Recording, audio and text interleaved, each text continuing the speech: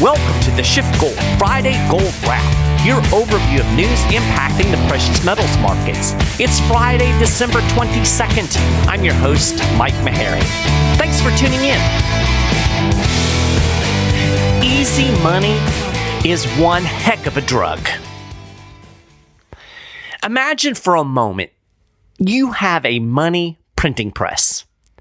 It can spit out $5,000 in perfect $20 bills every single day. That comes to $35,000 per week, or $1.82 million per year. Imagine what you could do with that money. Imagine all of the things that you would buy. Imagine the lifestyle that you could live if you had this money printing press. But, maybe $1.82 million a year isn't enough. I mean, you want a $10 million house. You want a yacht. You want a jet. So you can afford it. I mean, look at your income. You can just borrow the money. You're good for it. You can make the payments. And then, lo and behold, your dog, good old Fido, runs into the table where your money printing press is sitting, and it topples, and it breaks beyond repair. How would your life change? You would suddenly have a massive decline in your standard of living, right? And since you borrowed a bunch of money thinking the easy money would never end, now you're in real trouble. The repo man is going to show up and take your plane and your yacht and your Ferrari. The bank is going to foreclose on your mansion. Next thing you know, you're living in a one-room, dilapidated studio apartment in the Heights. That's an inside joke between my wife and I. It always seems like the Heights are in the bad part of town. I apologize to any of you fine people who live in the nice Heights. Anyway, when you get addicted to the easy money, it is very painful to adjust when it's gone. Welcome to the economy. Our entire economy is built on easy money. It is built on low interest rates and money printing. It can't function without it, not for long. Borrowing and spending make this economy hum. That's why I keep saying it cannot function in a high interest rate environment. And even though 5.5% really isn't that high in historical terms, it's a very high interest rate given the level of debt in the economy. Now, it's not just the U.S. economy. In fact, the entire world is addicted to easy money. Central banks around the world, from the European Central Bank to the Bank of Japan to the Bank of England, they've all gone the easy money route. They've all slashed interest rates to artificially low levels. They've all printed a bunch of money. So the entire world is addicted to this easy money. Over a decade of easy money policies incentivized borrowing to stimulate the economy. As a result, governments, individuals, and corporations all borrowed to the hilt. I mean, why not, right? Interest rates were nearly zero. Borrowing just made sense. And this was all well and good when interest rates were hovering around zero. But when central banks had to hike rates to battle the inevitable price inflation, it pulled the rug out from under the borrow and spend global economy. Get this, according to projections by the International Monetary Fund, global government debt will hit $97.1 trillion in 2023. That represents a 40% increase in global debt. This is just government debt. 40% increase since 2019. By 2028, the IMF projects that global public debt will exceed 100% of global GDP. The only time that has happened is when we hit the height of the pandemic. And, of course, the lockdowns. That's what caused it, because GDP plunged, debt went up. So that's the only time. Now, Americans, we like to brag about being number one, right? We're the greatest nation in the world. Well, when it comes to debt, we're right.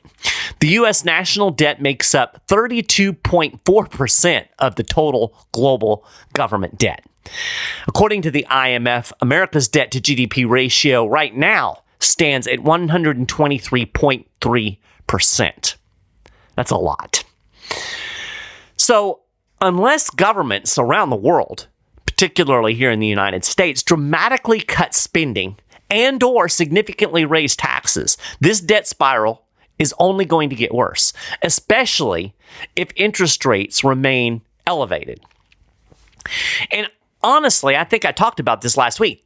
That's probably the main reason I think the Fed suddenly started talking about rate cuts. You remember back in November, rate cuts weren't even on the table. And then all of a sudden in December, we're projecting 3 rate cuts in 2024.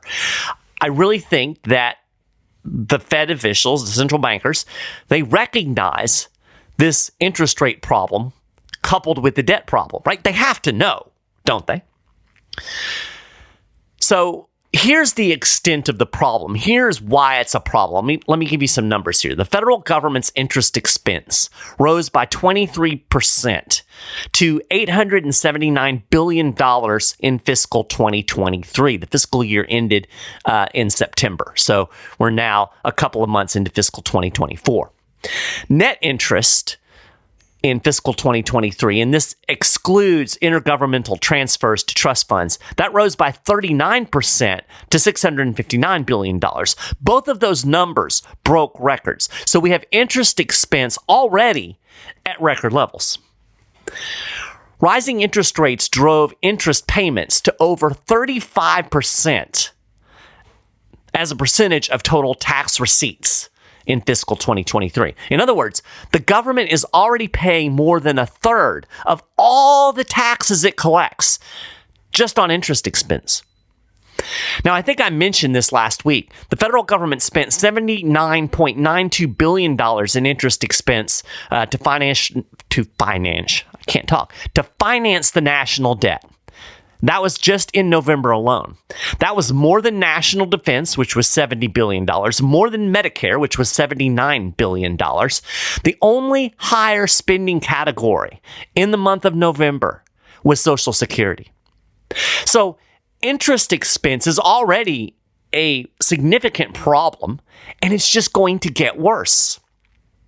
Because a lot of the debt that's currently on the books was financed at very low interest rates before the Federal Reserve started its rate hiking cycle. In fact, instead of taking advantage of those low interest rates and locking in longer-term bonds, the Treasury sold a bunch of short-term bonds, I guess thinking that, hey, these interest rates are going to stay low forever.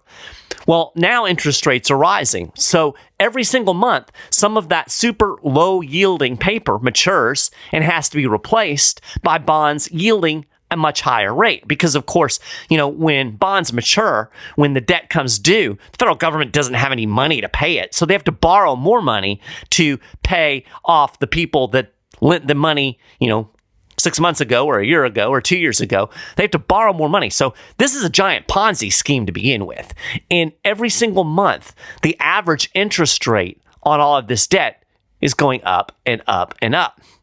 The weighted average interest rate on the government's $26 trillion in outstanding Treasury bonds and Treasury securities, it rose to 3.1% in November. That compares with a weighted average rate of 2.22% in November of 2022. So it's gone up nearly a full percentage point just in 1 year.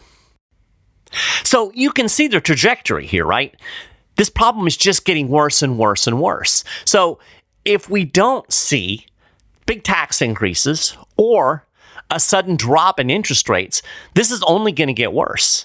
It's only going to cost more every single month just to service the existing debt. And of course, that means there's going to be even more debt because the federal government has to borrow in order to pay off the debt, pay off the borrowing it's already done. So it's a debt spiral. It's bad news. So easy money, it's a heck of a drug, right? I've used this analogy before, and it's not original to me. I know Peter Schiff's used it. Others have used it as well. But it's a perfect analogy. Someone use it again. This is like a heroin addict. The heroin feels good, or so I hear. I guess that's why people take it, right? It's party time. Whee! But of course, heroin isn't good for you. It might feel good, but it's not good for you. It's not good for your body. It's addictive. And of course, there's always the chance of an overdose. Now, what happens if the dealer cuts the addict off? Well, of course, the addict goes into withdrawal. And from what I understand, withdrawal is pretty awful. The addict would rather get high than deal with that pain, right? He would rather have the short-term high to relieve the pain as opposed to pushing through the pain, suffering, and fixing things for the long-term benefit of his health. So we have an economy that is addicted to easy money. The Fed is the drug pusher. And every once in a while, the inherent problems with addiction, with taking drugs, raise their ugly head, right? In the case of the economy, it's price inflation and asset bubbles, right? If you keep injecting money into the economy, keep printing money out of thin air, keep interest rates artificially low, you're going to end up with price inflation. You're also going to end up with asset inflation. We just call those bubbles. So the pusher finally says, I had better cut you off. You got a problem here. You're getting sick. It's not good for you. We're developing problems because of this addiction. So the Fed raises rates and it tightens up the monetary policy. In other words, it cuts the addict off. Then the economy goes into withdrawal because that's what happens when the drug stops flowing. So the bubbles pop, the stock market deflates. We start to see a bunch of defaults because people can't borrow and spend anymore. So that means the economy slows. And eventually it spirals into a deep recession. Now, our drug dealer, the Fed, it doesn't like to see the addict suffer, so eventually it just starts supplying the drug again. And that's about where we are. The Fed is trying to get the economy high again before it completely crashes from the withdrawal. But that just means the problems inherent with addiction are going to rear their ugly head again. More inflation, more bubbles, more malinvestments. See, here's the thing about drug addiction. One of two things is going to happen. Either the addict suffers through the whole withdrawal process and gets clean, or he dies from the drugs, either from an overdose or just from the long-term use. That's it. Those are the two options. I had a father that was an addict. His drug of choice was alcohol, and it eventually killed him. So, either the economy is going to have to crash, and we're going to have to suffer through a very deep recession, a lot of economic pain, in order to cleanse out the malinvestments and deflate the artificial bubbles. That's really what needs to happen. The Fed needs to raise interest rates far more than 5.5%. It needs to really push interest rates up to slay the price inflation and allow all of the malinvestments and all of the garbage that this has created in the economy to get out of the system so that we can move forward clean. That's what needs to happen. The other option is the Fed just keeps supplying the drug until the dollar crashes. And honestly, I think the overdose is the most likely scenario. But, either way, it's bad news, right? We're either talking about a protracted recession with a lot of economic suffering, or we're talking about ultimately getting the end results of this very crazy loose monetary policy, which is it's a dollar crash, stagflation. Maybe even hyperinflation. I don't think hyperinflation is the most likely scenario, but super high inflation as there's just too many dollars out there. So when you understand the extent to which the economy is beholden to the easy money drug, it becomes much easier to understand what's going on in the markets. During the December Fed meeting, Powell and company promised the drugs were on the way. Drugs are back in the pipeline, right? And the markets went nuts. We had this long string of 52-week highs in all of the indexes. The Dow actually broke a record. I think it broke the record twice. The S&P 500 was very close to breaking a record. But then I guess somebody got antsy because some other Fed officials came out late last week and tried to walk things back. New York Fed President John Williams was front and center in the efforts to dampen some of that enthusiasm. Williams said, quote, "We aren't really talking about rate cuts right now." Now, wait a minute. sometimes you have to wonder, how do these people look themselves in the mirror? He just said, we aren't really talking about rate cuts right now. And yet just days earlier, they released dot plots that showed that they're planning on cutting rates 3 times in 2024. How did they arrive to that conclusion if they weren't talking about it? Of course they were talking about it. He's full of crap. But that's what he said. We aren't talking about rate cuts right now. And he said it was premature to expect rates to fall in the opening months of 2024. So there's the hedge. I don't think anybody thought, February we're going to see rate cuts. I think people were thinking maybe May into the spring, right? Anyway, he went on, he said, we are very focused on the question in front of us, which, as Chair Powell said, is, have we gotten monetary policy to a sufficiently restrictive stance in order to ensure the inflation comes back down to 2%? That is the question in front of us. Yeah, okay, whatever. Williams also tried to pivot back to the whole data-dependent mantra. Right? The Fed loves to talk about how it's data dependent. We're going to look at the data and we're going to respond to the data. He said, quote, "It is looking like we are at or near that in terms of sufficiently restrictive, but things can change. One thing we've learned, even over the past year, is that the data can move, and in surprising ways. We need to be ready to move to tighten the policy further if the progress of inflation were to stall or reverse," he said. So after, I like to call these open mouth operations, right? The Fed sends somebody out to kind of talk to try to move the market. So they came out and they really made clear that there was a policy pivot in play. And then they run out and they try to kind of walk it back, right? Because markets front run what they think the Fed is going to do, right? We're talking about rate cuts coming up in, many months down the road. And the markets are reacting to that now because markets are future looking, right? They're looking towards the future. So the Fed does this a lot. They do open mouth operations a lot. They try to signal a policy, and then if people overreact to it, then they try to walk it back, and they try to kind of keep things nice and calm and on a smooth trajectory. So after that, we had, again, a big stock market rally. In fact, stocks had been rallying prior to the Fed meeting in anticipation of rate cuts. People have been thinking this is coming for a long time, right? Gold had rallied close to 2050 before Williams ran his open mouth operations. And then after his comments, gold dropped, and on Friday it closed to around $2019. And so we had that downward pressure on gold that you see every time people think that the Fed might keep rates a little higher a little longer. But honestly, the stock market pretty much ignored Williams. And, we've seen this for quite a while now. The markets have become convinced that we're going to have a soft landing, there's not going to be a deep recession, and inflation is whipped, and we're going back to rate cuts. That's really deep in their heart of hearts. That's what everybody thinks. And you get some reaction when the Fed, indicates something different, but it always kind of pivots quickly back to the idea that we're going to get rate cuts. This time, we didn't even really get the knee-jerk reaction. They just kind of thumbed their nose at Williams.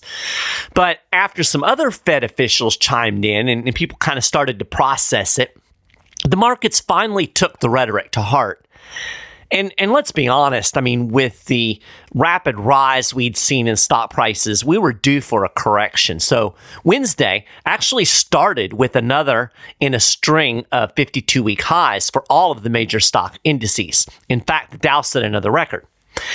And markets rallied early in the day. And this was despite the fact that FedEx had a big drop in its stock price after a big revenue miss. And by the way, this is yet another signal that the quote-unquote sound economy isn't quite so sound.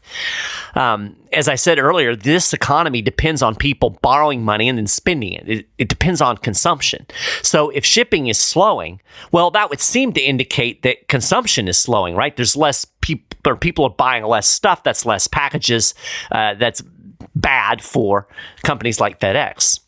Now, I know that online Black Friday spending was actually up. I think it was like 7%. But that's just because things cost so much more money, right? That's just raw money. It's 7% higher in terms of dollars than it was a year ago. But that's just because things cost more. People are paying more and they're getting less. So that's not a strong economy. So nevertheless, the markets kind of blew that off and kept going up and up and up. But later in the day, stocks finally tanked. And, I think there was some perception that the markets were oversold. I think some people maybe did some deep thinking and thought, hey, maybe we've gotten a little ahead of ourselves. Maybe the Fed is not going to cut as quickly. Just some pessimism kind of creeped in. And we saw a big drop in the stock market. Again, the Dow made a record high earlier in the day, but then finished down 475 points. So a huge drop there. The NASDAQ was down about 1.3%. The Russell 2000 dropped nearly 2% on the day. And not only did these indexes close negative after making 52-week highs, they also closed below the low from the previous day. And this is something that technical analysts, and full disclosure, I'm not a technical analyst, but I know a little bit. I know enough to be dangerous. But technical analysts call this an outside reversal. So that's when both the high and the low prices for the day are higher or exceed the high and low prices of the previous day's trading. So outside reversal days are considered bullish, or I shouldn't say bullish. In this case, it would be bearish, but it signals a change in the trend, right? A significant shift in the trend, particularly if you see an outside reversal when you've had a significant trend. So, in other words, we've seen stocks really going up, just a really strong bull market run. Getting an outside reversal on Wednesday to a technical analyst would signal, hey, we're about to see a pivot and we're going to see some correction. We're going to see some strings of lows. That's typically what that technical signal tells us. So again, it would signal that stocks had reached their top and they're going to correct downward. But alas, economic data came to the rescue on Thursday. And it's interesting, if you listen to Peter Schiff's podcast on Wednesday, he did a podcast, talked about the outside reversal, wondered out loud if maybe the Fed had killed the Santa Claus rally with its kind of hawkish open mouth operations. And then on Thursday, things just went right back to the upward trend. And it was all due, again, to some economic data that signaled the economy is slowing down, which means the Fed will need to cut rates. This is how one mainstream article described that economic data. Quote,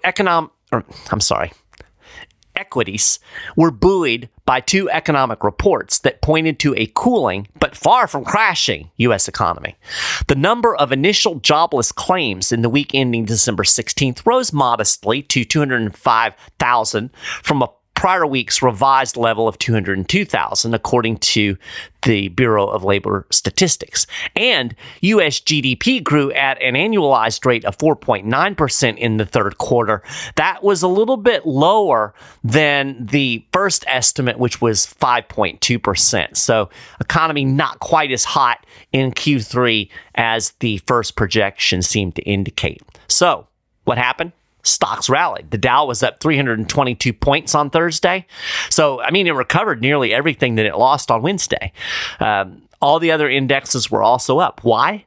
Because the softening economy means the Fed can move forward with rate cuts, right? It's signaling to the Fed, hey, it's working. Economy's slowing down. That means inflation is going to slow. Strike up the band. The party's on. The drugs are on the way. Woohoo!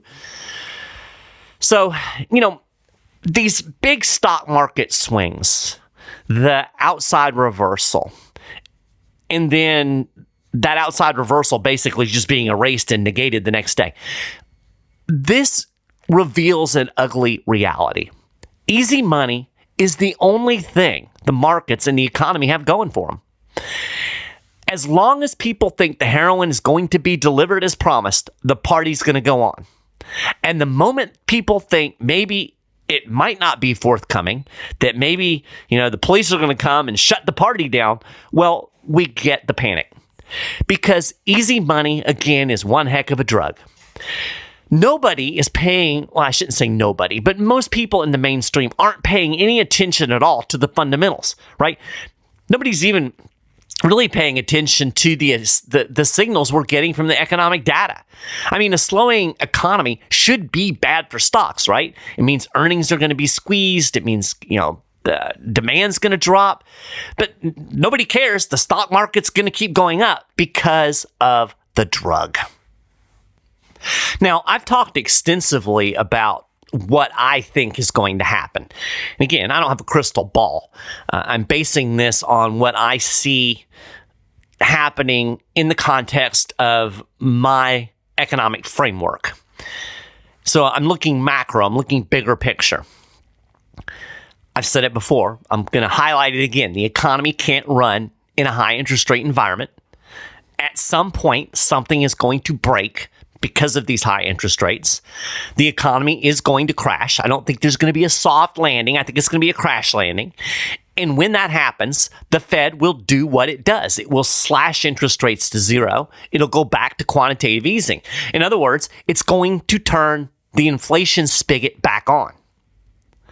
So I agree with the mainstream in, yes, we're going to get rate cuts down the road, but it's not going to be because, we won the inflation fight and we can kind of roll this back and we're getting the soft landing and the Fed is, the Fed is a great pilot. We're piloting the plane right into that soft landing. No, I think we're going to get the rate cuts because the economy crashes. There's some type of crisis, something in the financial system cracks, and maybe the banks collapse. I don't know what it's going to be, but something is going to break. Commercial real estate. There's all kinds of things out there that are mal-invested. Plenty of things to break. Something's going to break. That's what's going to precipitate not only rate cuts, but also a return back to quantitative easing.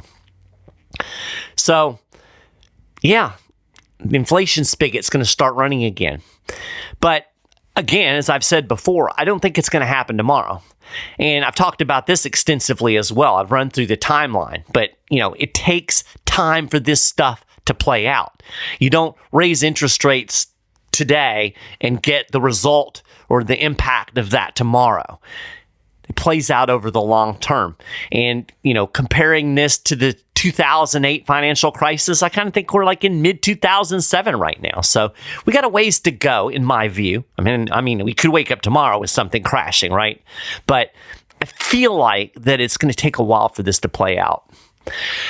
But, we've already had something break, right? Some people will say, well, look, the Fed raised interest rates to 5.5%, and they've been up there for a little while now. Nothing's happened. Nothing bad's happened. Well, yes, something bad happened. We had a banking crisis. Remember back in March, we had these banks failing because interest rates had gone way up, and the value of these banks' bond portfolios had crashed. And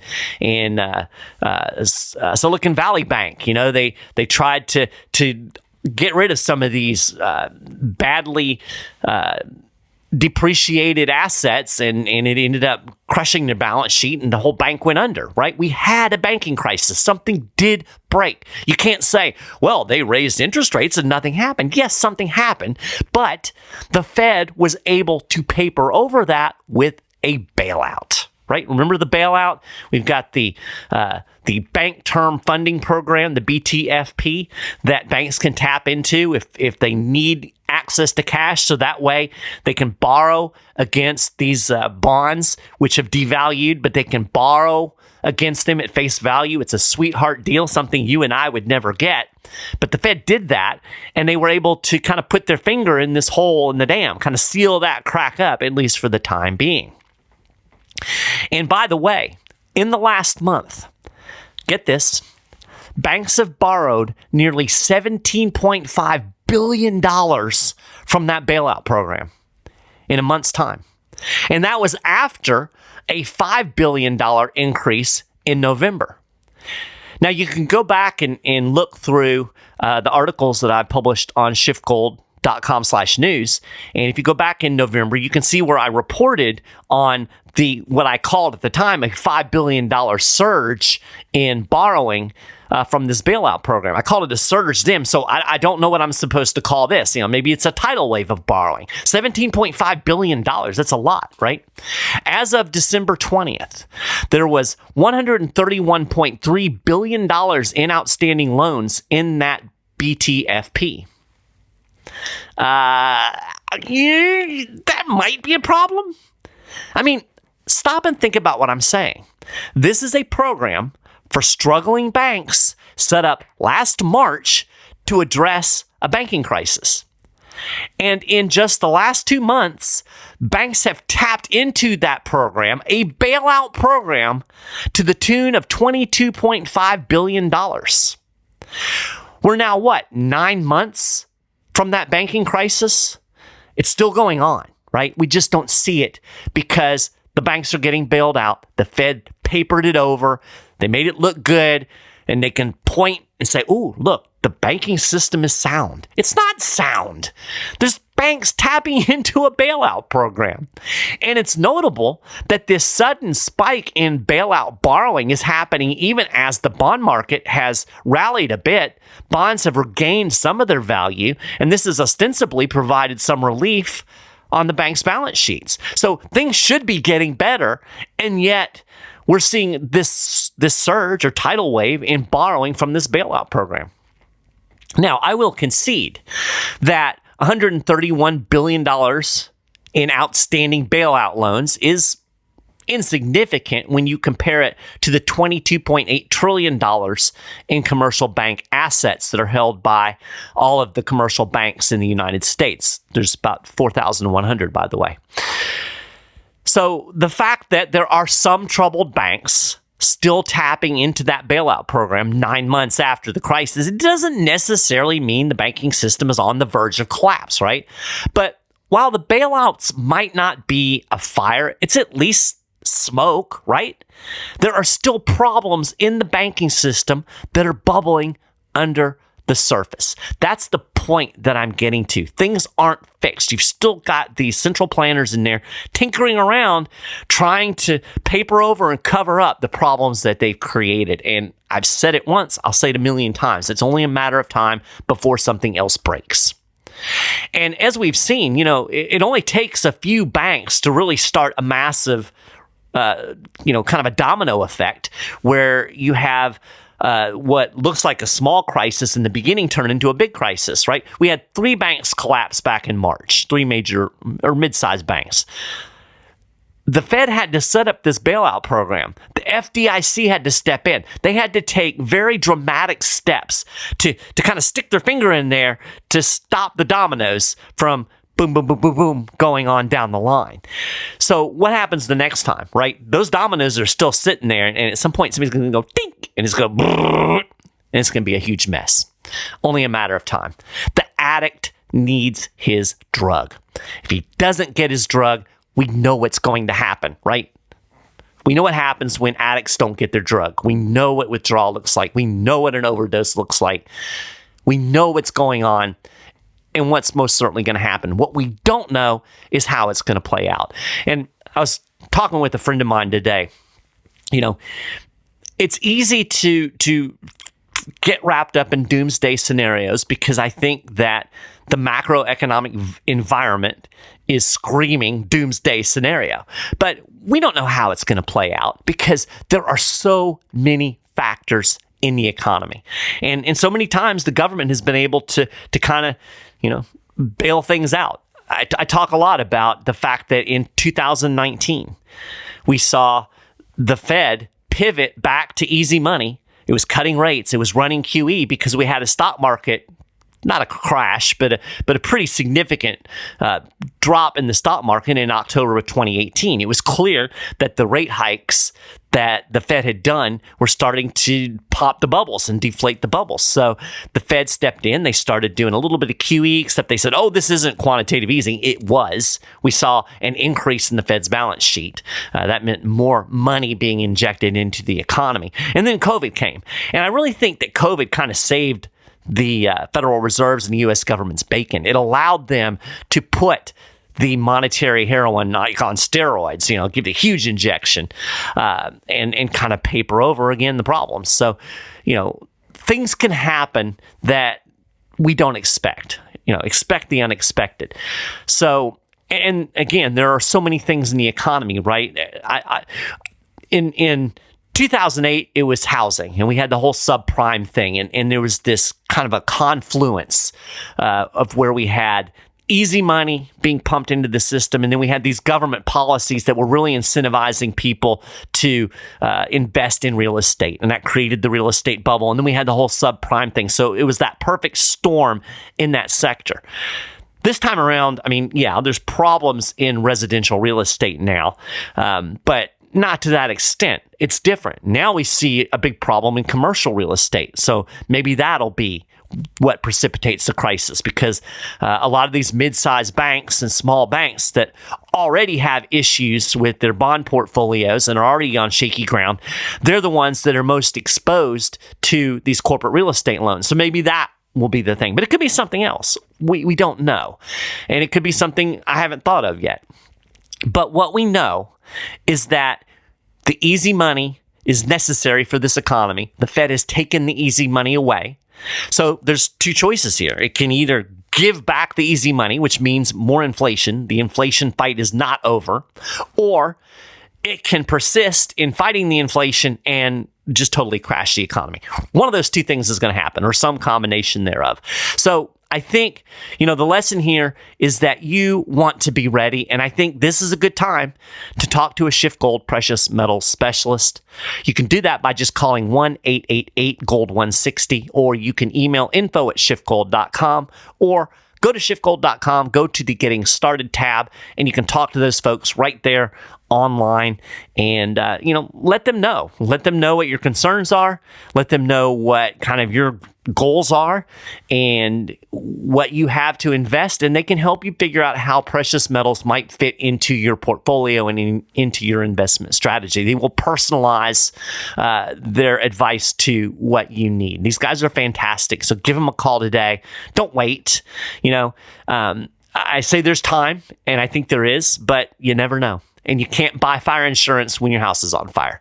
And, gold's a good way to hedge against some of this stuff. Silver's a good way to hedge against some of this stuff. So talk to them today. And with that, we're going to call it a gold wrap for the week. You can get more details on all of the stuff I've talked about and more. And of course, keep up with the latest precious metals news and analysis throughout the week over at schiffgold.com/news. If you haven't done it already, you can subscribe to the Friday Gold Wrap. We're on Apple Podcast. We're on the Google Podcast. We're on the SchiffGold YouTube channel. And if you go to the show notes page over at schiffgold.com/news, you can go directly there and find those links. Of course, you can always email me, m.maharrey@schiffgold.com. Love hearing from folks. It's almost Christmas. Hope you got your shopping done if Christmas is the thing you do. And I hope you have a very, very Merry Christmas, or that you had a happy Hanukkah, or whatever it is that you celebrate. I hope it's a great holiday season for you. And I will be back again for the last Friday Gold Wrap of the year next week. Thanks.